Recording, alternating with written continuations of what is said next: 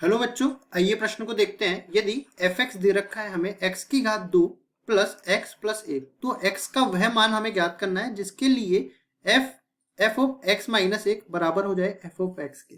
प्रश्न को हल करने से पहले इसकी मुख्य उदाहरणा के बारे में चर्चा कर लेते हैं। देखो, मुख्य उदाहरणा हम लोग यहाँ पे लिखते हैं। इसमें हम लोग देखेंगे कि कोई भी फलन दे रखा है f(x), उसमें अगर चर का मान हम लोग बदल देते हैं तो फलन का मान कैसे बदलेगा। तो फलन के मान की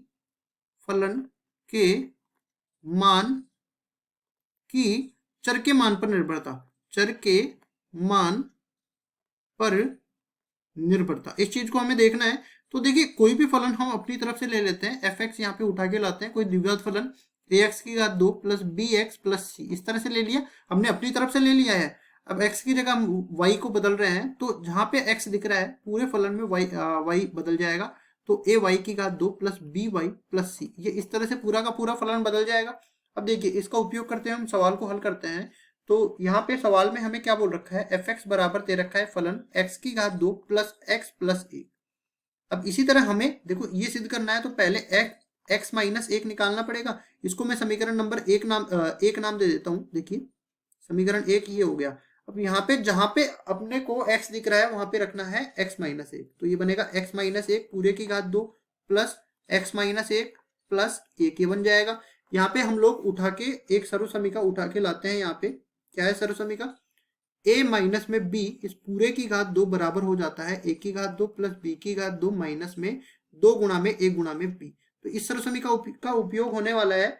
तो देखिए, f(x) माइनस 1 बराबर हो जाएगा, ये सर्व समीका इसमें लगाते हैं, x की घात 2 प्लस 1 की घात 2 1 के बराबर, माइनस में 2 गुणा में x गुणा में 1, तो 2x के बराबर हो जाएगा, प्लस x माइनस 1 प्लस 1 के बराबर हो जाएगा। अब जो कट रहा है उसको काट देते हैं, तो देखिए ये माइनस 1 प्लस 1 कट जाएगा। इसके अलावा देखिए, यहाँ पे x की घात 2 ऐसे कैसे रहेगा, माइनस 2x में से x जाएगा तो माइनस का x बच जाएगा, और ये प्लस का 1 रहेगा यहाँ पे, और ये पूरा बराबर किसके है, f(x) माइनस 1 के बराबर है। अब इसको मैं समीकरण नंबर 2 नाम दे देता हूं। देखिए, हमें क्या करना है, यहाँ पे f(x) और f(x) माइनस 1 को बराबर करना है, और जो भी आएगा वहां से x का मान निकालना है। ठीक है, f(x) का मान यहाँ से उठा के लाते हैं हम लोग, तो ये बराबर दे x की घात 2 प्लस x प्लस 1, और इस तरफ अपने को x का मान कितना दे रखा है, x की घात 2 माइनस x प्लस 1 के बराबर है।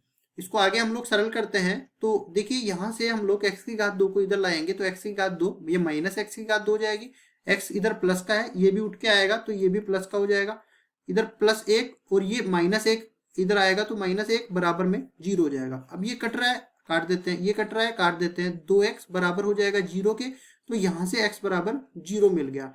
और देखिए, हमें सवाल में क्या बोला था, सवाल में हमें x का मान ही ज्ञात करना था जिसके लिए ये दोनों पक्ष आपस में बराबर हो। तो x का मान अपने पास आ गया, x बराबर 0 के, यही हमारा उत्तर हो जाएगा। आशा करता हूँ ये सवाल आपको समझ में आया होगा। धन्यवाद।